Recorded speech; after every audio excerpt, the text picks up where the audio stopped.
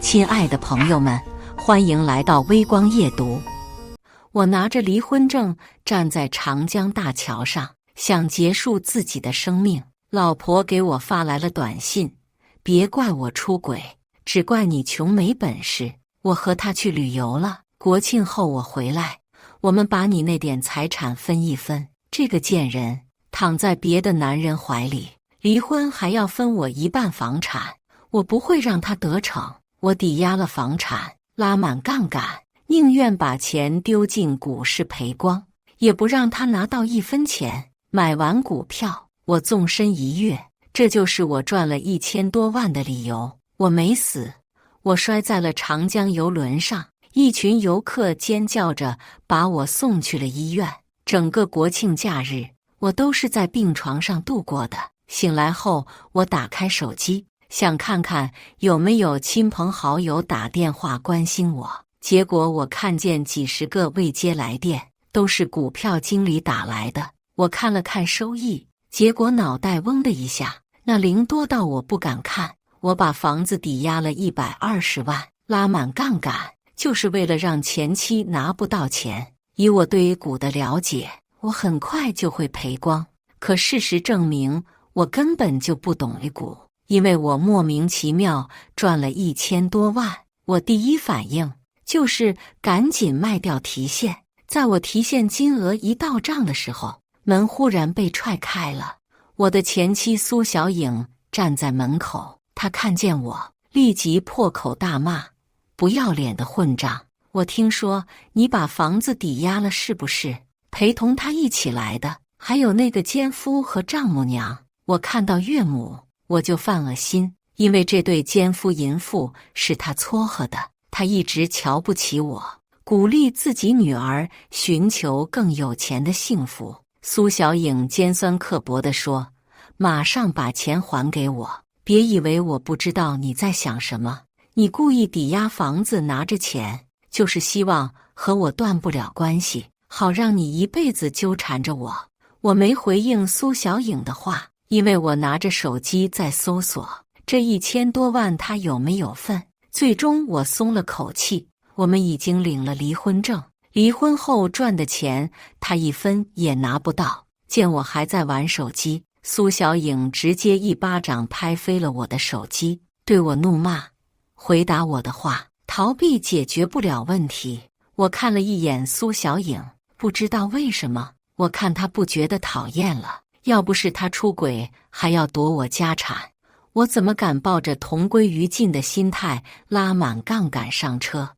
我怎么赚到这1000多万？我说，我折现给你就是了。苏小颖激动地说：好，这可是你说的，那套房子价值120万，我们对半分，你要给我60万。我挣扎着爬下床，拿起手机，却发现手机屏幕都被苏小颖摔裂了。我叹了口气，这些年为了苏小颖，我一直都用最便宜的东西，把最好的都给她。手机当然不耐摔了，可即便我这么认真的付出，它还是飞向了有钱人的怀抱。我拿起手机操控，苏小颖在旁边盯着我转账。当看见我的银行卡余额，她扑哧一下乐了。他转头对奸夫和我前岳母说：这手机屏幕摔裂了，120万看着像1200万。前岳母一听，捂嘴笑了。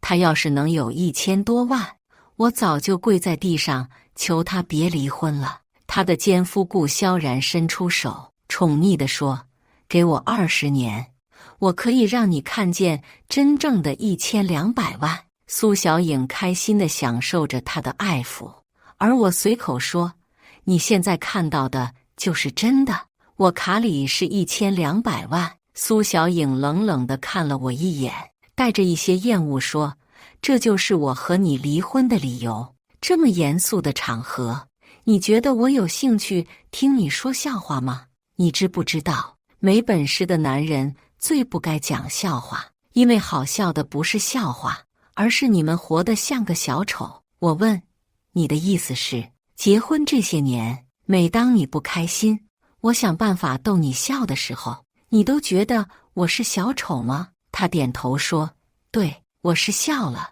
我笑你没本事，我笑我活得很悲哀。我转账成功，淡淡的说：钱过去了，你看看。苏小颖激动坏了，她兴奋地拿起手机查询，嘴里还在说：萧然哥哥，你不是说要娶我吗？我给你买台宝马当我的嫁妆。顾萧然也是激动地亲了一下苏小颖的额头，可当他们看见手机里的数目，全都傻眼了。苏小颖呆呆地说：说好60万，你只给我12000块。我点点头，认真地说：我们结婚的时候，你爸身体不好，我20万的积蓄全给他做手术，还欠了10万块。还有你哥结婚时，你又哭又闹，让我再借10万块帮他买房。另外，我娶你的时候，彩礼18万8，现在我正式要求你返还58万8。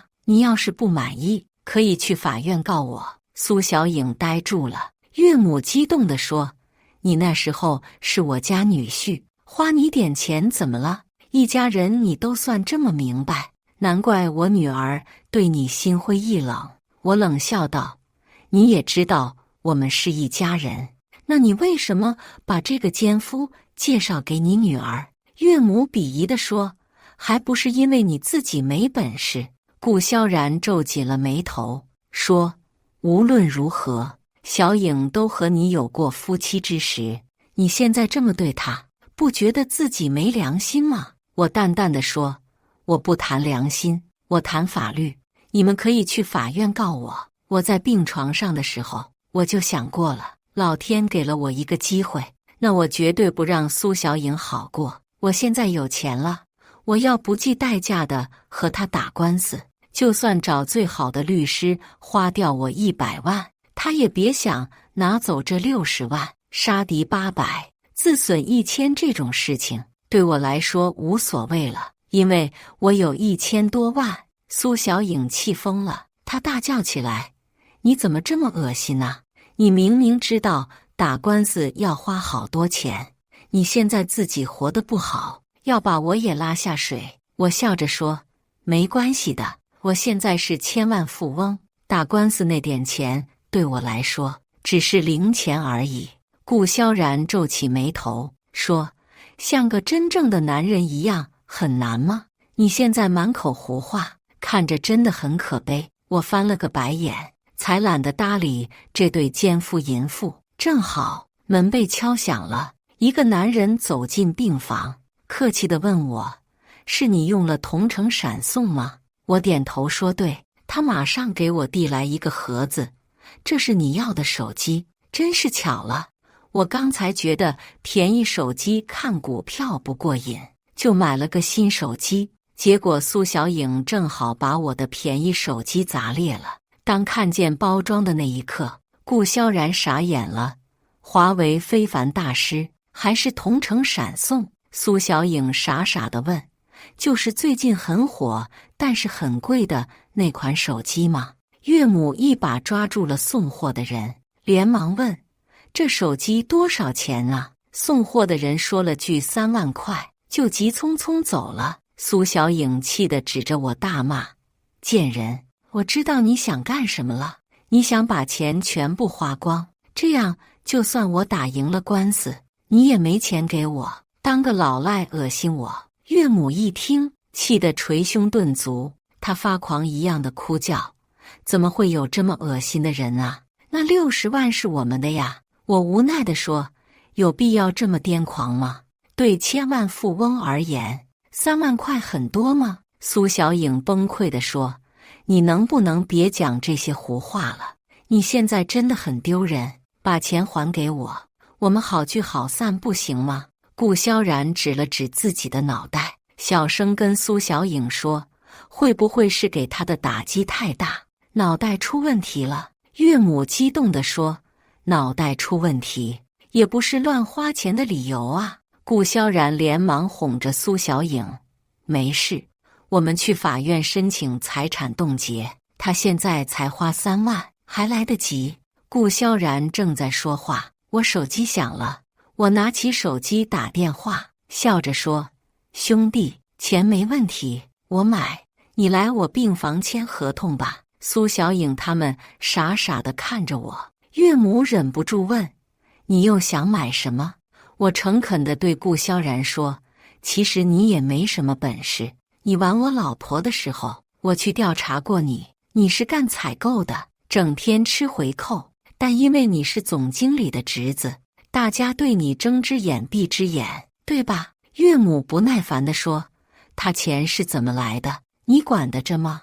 我继续说：“在我发现我老婆和你睡觉的时候，他和我翻脸了。他说你是月入3万的社会精英，但我听说你们公司采购员的工资只有5000块，你是怎么月入3万的？”顾萧然冷笑说：“你该不会是想给我老板写举报信吧？我舅舅是总经理，你觉得一个外人的举报信，我老板会在乎吗？”我摇头说：“我不是外人，我把你老板买下来了。”顾萧然倒吸一口凉气，他说：“你是真疯了，胡言乱语。”我一本正经地说：“接下来我会清查公司所有账目，不管你拿了多少，限你在24小时内还清，否则把你送去司法机关。以前你有舅舅保护，但没关系，现在我是董事长了，没有人能帮你。”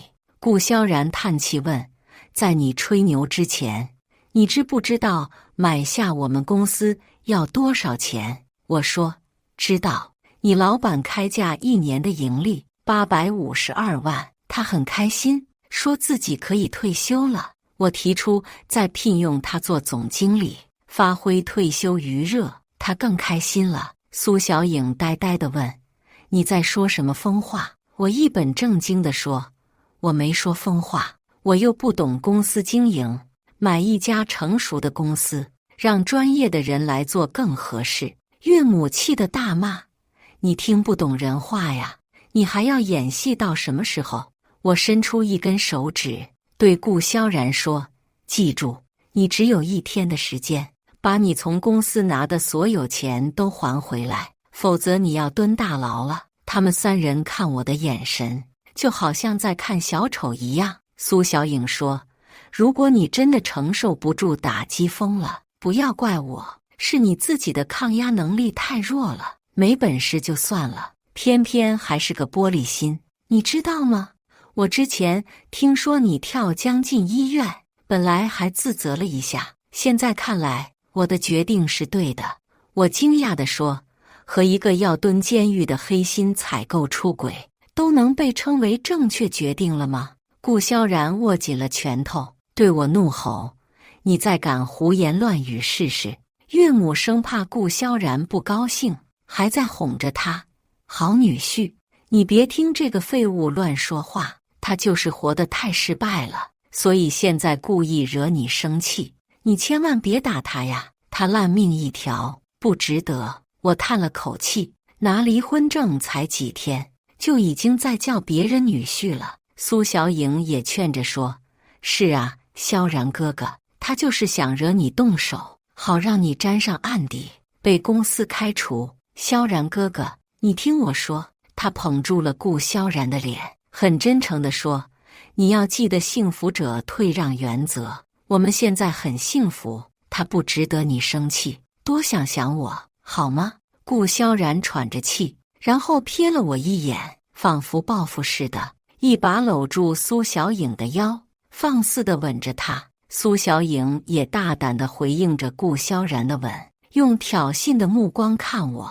他们似乎觉得我是一个失败者，用这种方式可以打击我的自尊心。果然，顾萧然吻完苏小颖后，他搂着这个娘们的腰，走到我面前，俯下身在我耳边说：“你知道吗？你的前妻很润。”我瞥了他们一眼，然后专心看起了手机屏幕，淡淡的说：“无所谓了，我现在值得更好的。以前我没得选，现在我想找个更好的。”顾萧然没能成功打击我，脸上顿时勃然大怒。但这个时候，门被推开了，一名中年男人走进了办公室。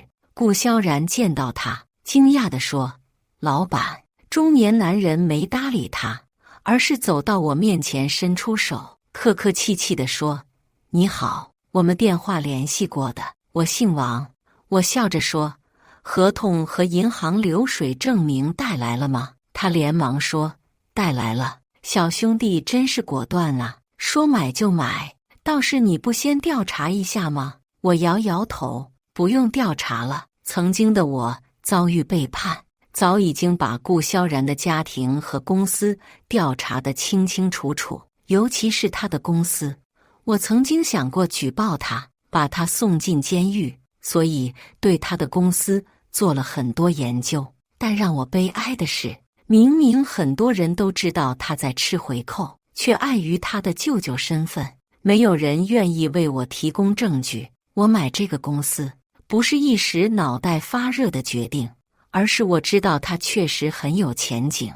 我诚恳地和王总说：“王哥，合同签了以后，你陪我去银行，我在柜台给你转账，否则我转不了这么多钱。然后我聘用你当总经理，你继续发挥余热，我按合同给你提成。”王总拿出合同，感慨道：“这突然就财富自由退休了，我感觉好像做梦一样，太不真实了。”顾萧然急了，他一把抢过合同，着急地说：“老板，当然不真实了，因为他就是在骗你啊。”王总纳闷地问：“什么意思？”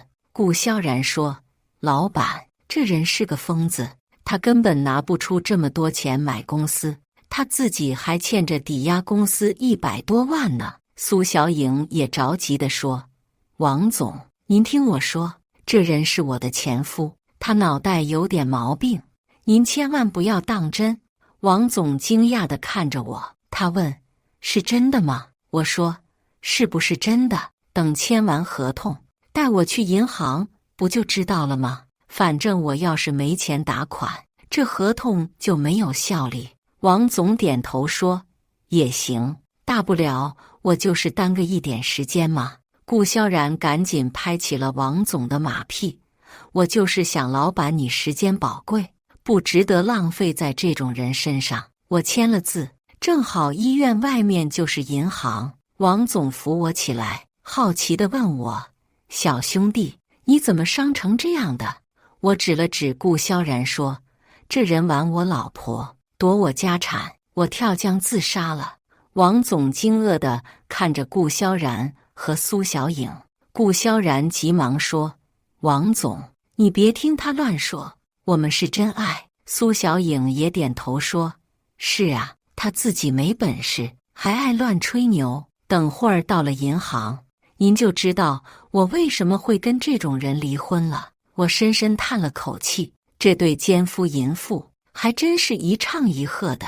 王总扶着我下了楼。当我们进了银行，我填了转账单，将银行卡和身份证递给柜员。柜员接过银行卡，好奇地问：“这卡上红色的东西是什么？”我说：“是我的血，之前我跳江了，摔在游轮上，我的血染红了钱包，应该不影响使用吧？”也许是我的回答出乎意料，柜员震惊地看着我，他似乎是不知道该不该问我为啥跳江，只能尴尬地操作，最后说：“卡可以用，是要转账吗？”我说：“对。”柜员在那操作着。苏小颖尴尬地看着四周，小声说：“你能不能别再丢脸了？你把萧然哥哥的老板叫来戏耍一通，你觉得很有趣吗？”我笑着说：“是啊，你的萧然哥哥马上就要被我调查起诉了，你不觉得有趣吗？”顾萧然的脸色很难看，岳母生怕他不高兴，急忙说：“好女婿，你不要和疯子计较。”说完，他瞪了苏小颖一眼，不高兴地说：“当初你们结婚的时候，我就说过这个男人不可靠，你偏偏不听。”苏小颖苦涩地说：“妈，你就别说我了，我已经够糟心了。”柜员操控着电脑，认真地和我说：“请确认一下，是转账852万吗？”我说对。他又说，我们有相关规定，要对你进行询问，请问这钱是拿来做什么的？我说，买个公司。他记录下来，又问，那这钱是哪来的？我说，炒股赚的，赚了1000多万。当我说炒股赚了1000多万，银行里所有的人事情也不办了，每个人都呆呆看着我。在这么多目光注视下，苏小颖憋红了脸，她举起转账单砸在了我的脸上，激动地说，你还嫌不够丢人吗？我一辈子的脸面都被你丢尽了。柜员立即站起了身，指着苏小颖说，你干什么？保安！保安连忙过来拉开了苏小颖，可苏小颖却特别激动，她哭着说，你为什么要害我这么丢脸啊？等以后我和萧然哥哥结婚，我怎么有脸邀请他公司的人啊？她扑进了顾萧然的怀里，仿佛受了天大的委屈，嚎啕大哭。顾萧然安慰着她，轻声说，没事宝贝，我们既然在一起了，就不怕外面的流言蜚语。苏小颖大哭，今天的事情要是传开了，我真不知道你以后去公司怎么办。你是我男人，我心疼。岳母也是哄着苏小颖，崩溃地和我说，你自己活得不如意，就要把我女儿也拖下水吗？我没理会岳母，而是淡淡地对苏小颖说，当初为了娶你，我祖孙3代耗尽积蓄，那时候你心疼过我吗？为了给你更好的生活，我上班下班都要接个滴滴顺风车，你心疼过我吗？你躺在我们的卧室里和别的男人拥抱热吻，还要夺走我1半房产的时候，你心疼过我吗？苏小颖脸上挂不住，脸色越来越难看。这一下银行里连柜员都不办业务了，全都来看我们的热闹。整个银行20多人都围着我们。我看着苏小颖，认真地说，就在几天前，我站在长江大桥一跃而下，因为我觉得自己活得很糟糕，老天没让我死。我看明白了，不是我活得糟糕，是你不值得。往后余生，我要好好爱自己。苏小颖咬牙切齿地问，你不觉得丢人吗？我笑了，丢人。我抓住椅子，对王总说，麻烦你扶我一下。王总怕我是病人摔倒，下意识扶着我，而我站在椅子上，指着苏小颖，对银行里所有人说，就这个贱人，住在我祖孙3代积蓄买的房里，花着我辛苦工作赚来的钱，最后和这个奸夫睡在一起，还要夺我1半的家产。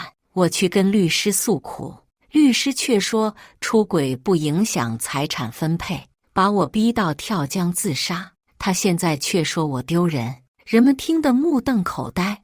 王总也是震惊地看着苏小颖和顾萧然。王总说，小顾，你平时生活上是这样的作风吗？岳母急了，连忙说，大家不要听他乱讲，他跳过江，脑子摔坏了，他脑子有病。我冷笑，对，我脑子有病，否则我当初怎么会和你女儿在一起？在这么多目光下，苏小颖情绪崩溃，她大哭着说，你们不要信他，这个人满嘴胡话，你们马上就知道了，他只会吹牛撒谎，我会离开他，都是因为他自己的品德不行。顾萧然赶紧帮苏小颖解释，是啊，各位，这人兜里干干净净，还说要花800多万买公司，就这种神经病，任何女人都不会愿意和他在一起。柜员小声跟我说，先生，请输入密码。我点点头，对顾萧然说，现在我是你老板，把你从公司捞走的钱全都还回来。你刚才说我前妻很润是吗？我告诉你，像你这样细皮嫩肉的，等你进了监狱，别人也会觉得你很润。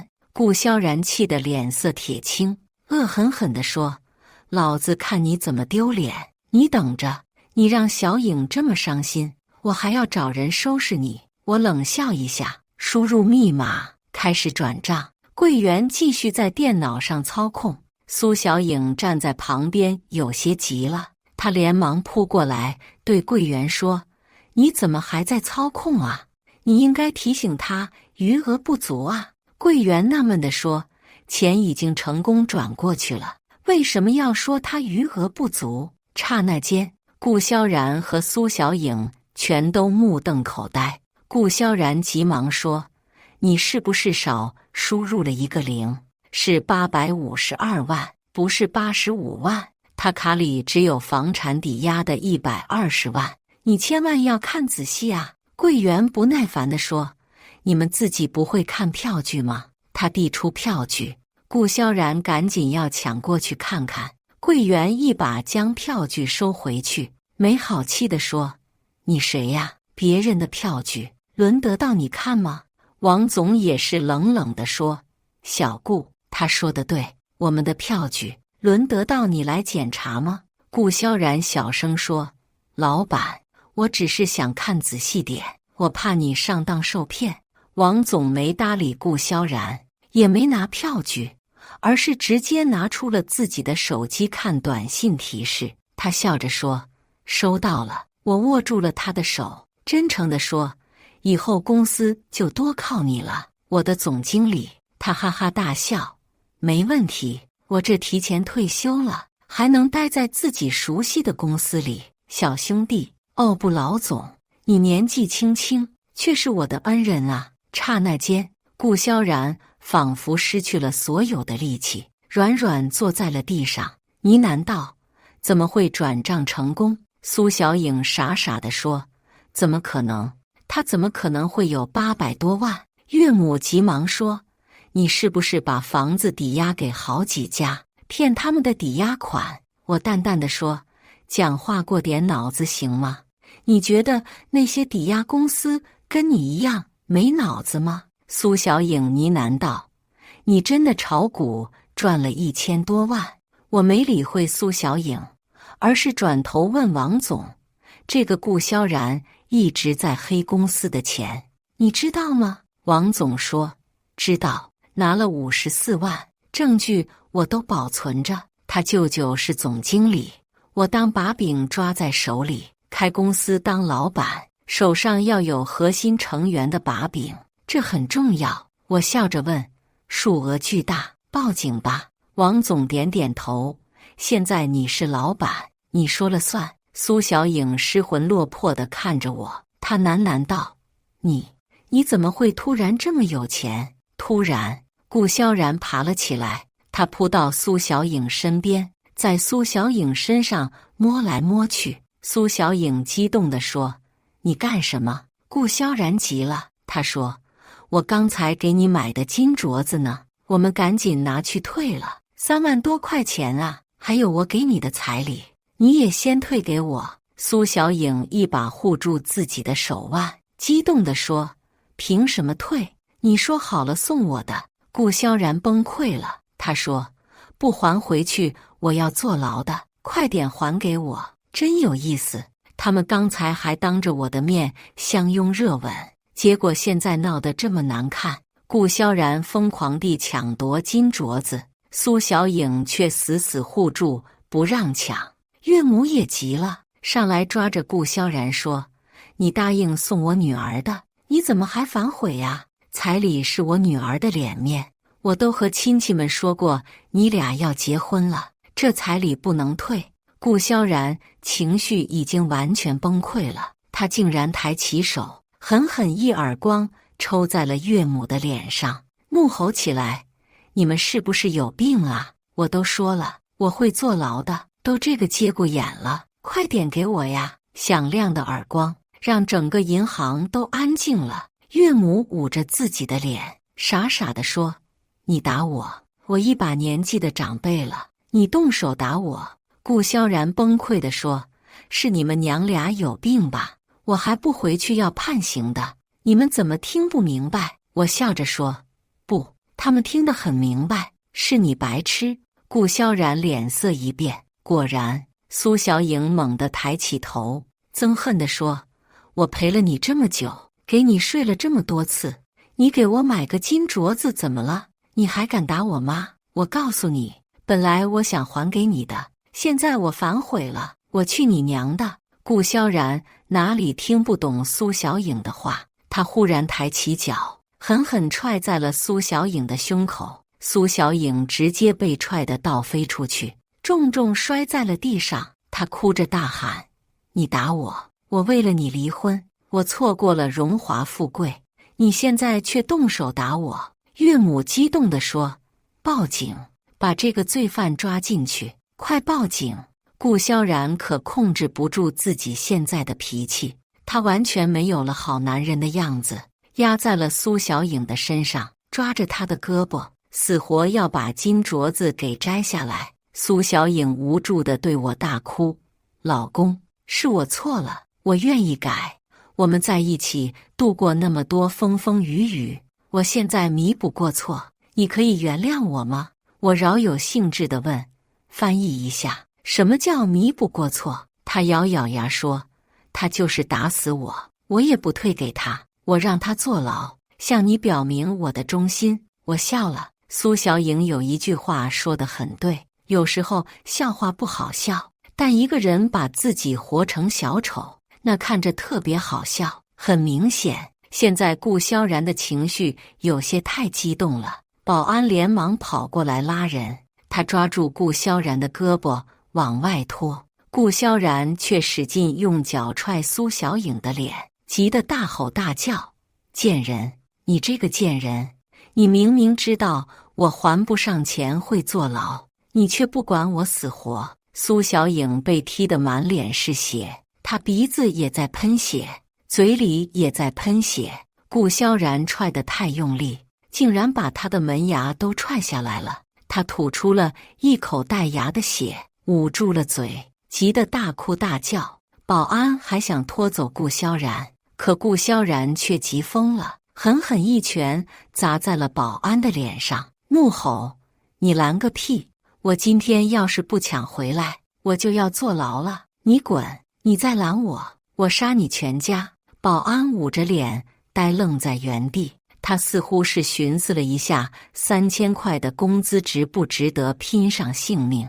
随后他选择了一言不发，默默退场。没有了保安的阻拦，顾萧然再次冲到苏小颖面前，抬起手就狠狠地扇耳光，堪称是左右开弓，对着苏小颖的脸一顿猛抽。岳母急死了，哭着跟我说：“帮忙啊，好歹一日夫妻百日恩啊！”还不等我说话，苏小颖忽然哭了，她哭着说：“别让他帮忙，他身上还有伤，是我的错，我自己承担。”我再次笑了，小丑怎么这么能整活？尤其是他缺了门牙，讲话还漏风。苏小颖到底是个女人家，力气不如顾萧然大。那金镯子终于被取了下来，岳母气疯了，扑上去咬住了顾萧然的耳朵，还咬着他的耳朵大吼：“放下！这是你欠我女儿的！”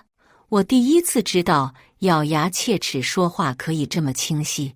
我忍不住咬着牙重复了一次岳母的话，发现说话确实挺清晰的。王总好奇地问我：“老总，你现在是拿他们取乐吗？”我问：“你不觉得很有趣吗？”王总沉默几秒，最后说：“带入你的心情，确实很有趣。”岳母咬得太用力，让顾萧然的耳朵都开始出血了。顾萧然痛不欲生，他握起拳头，狠狠砸在了岳母的肚子上，怒吼：“放手！你快放手！”岳母毕竟是老人家了，哪里受得住年轻男人全力的击打腹部？他被打得脸色苍白，浑身抽搐，却还是死死咬着顾萧然的耳朵不松手。但至少能看出来，他都被打到吐血了。苏小颖气哭了，她也开始用指甲使劲抓顾萧然的脸，哭着说：“你把我妈打坏了，我跟你拼了！”我看着他们的争斗，忍不住乐得哈哈大笑，害自己的伤口又隐隐作痛。不过没关系，快乐的多巴胺可以盖过疼痛。原本他们3个人在病房里耀武扬威，现在却扭打成一团，打得这么惨烈，真是乐死我了。突然，岳母在没有松口的情况下，竟然倒地了。我一看，没忍住捧腹大笑起来。顾萧然的耳朵竟然被岳母给咬下来了。与此同时，苏小颖因为自己脸上的鼻血太多了，护住了眼睛看不清楚，竟然一个不小心把指甲狠狠插进了顾萧然的眼睛。顾萧然断了耳朵，又被戳瞎了眼睛。他歇斯底里地攻击身下的苏小颖，握起拳头，一次次把拳头狠狠砸在苏小颖的脖子上，把她打得奄奄一息，吐血不止。我忍不住叹了口气，这3个人还真是现实。随着警察来了，这几个人终于被拖开，但苏小颖可不好过，她倒在地上吐血不止，身体抽搐得厉害，连呼吸都困难。顾萧然坐在地上，哭着和警察诉说苏小颖这个贱人是怎么对自己的。救护车很快就到了，本来顾萧然还在哭诉，可当医护人员对着警方摇摇头，给苏小颖盖上了白布，就在那短短的1秒，顾萧然吓得浑身一哆嗦，急忙要往外逃，却被警方死死摁住了。我是真没想到，苏小颖竟然在大庭广众下，在自己的母亲面前被奸夫活活打死了。他刚才还说，哪怕今天被打死，也不会把钱还回去，要让顾萧然坐牢。那本来只是他想用来拿捏我的谎话，结果现在预言成真，他真的被打死了。岳母当场就疯了，她像个发狂的神经病，跪在地上哭吼。她哭着对我大吼：“你为什么不帮忙？我女儿死了，都是因为你不帮忙，你把我女儿害死了。”我一本正经地说：“请问这关我屁事吗？”我瞥了一眼苏小颖的尸体，露出了嘲笑。我在王总的搀扶下离开，反正我是患者，我不需要去警局，警方会来病房问我做笔录。在医院的日子里，我时不时翻看以前和苏小颖的聊天记录，越看越觉得我以前活得好卑微，以后我再也不会这么卑微了，我要好好对自己。而王总担任总经理以后，因为我许诺了提成，他工作干得很认真。他说明明是同样的工作，可自从肩上没有了身为老板的担子以后，他过得轻松多了。至于岳母和顾萧然，两边都蹲局子了，岳母要去坐牢，顾萧然到底是坐牢还是判死刑，又或者是无期徒刑，我都不在乎。因为对我而言，苏小颖已经是过去式了。当时我看到她尸体的时候，我只觉得这是一坨死掉的肉，我怎么可能会在乎杀她的人得到什么报应？我还调了房子的抵押款，找人把房子打扫得干干净净，无论是以前的婚纱照，还是苏小颖生活过的痕迹，我都丢掉了。现在我过得很幸福，我直接退休了，给自己买了很大的游戏机，整天窝在家里打游戏，偶尔和朋友吹牛吃饭，出门还要遇上员工了，还要被人叫老总。家里那边知道我发财后，一直给我安排新的相亲，我都没同意。我想过了，我遇上了错误的人，浪费了很多时间。趁着我还年轻，我想把失去的时光都补回来。往后余生，我一定要好好爱自己。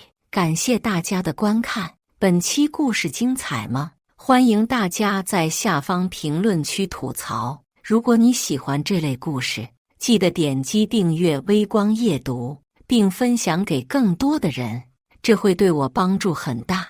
再次感谢大家的观看。